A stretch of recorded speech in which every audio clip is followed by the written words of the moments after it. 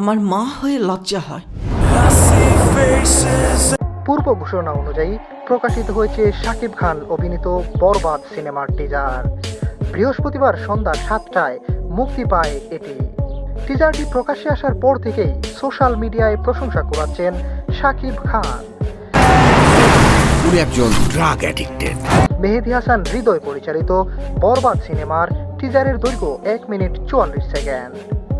টিজারের শুরুতেই সারি সারি অস্ত্রের প্রদর্শন করেছেন নির্মাতা। তারপর দেখা মিলে ক্ষুব্ধ মিশা সওদাগরের।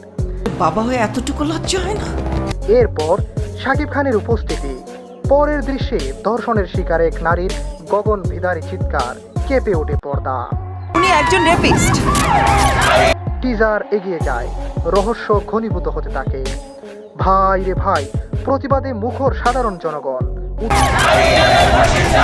উত্তাল রাজপথ। শুরু হয় শাকিব খানের ধুম ধারাক্কা অ্যাকশন।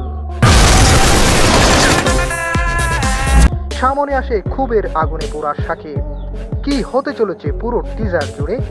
প্রতিপক্ষের রক্ত নিয়ে হোলি খেলায় মেতে ওঠেন এই নায়ক। শাকিবের এরূপ খানিকের জন্য বদলে যায় যখন ঈদি খাপাল হাজির হন। ঘনীভূত হয় এ জুটির প্রেম।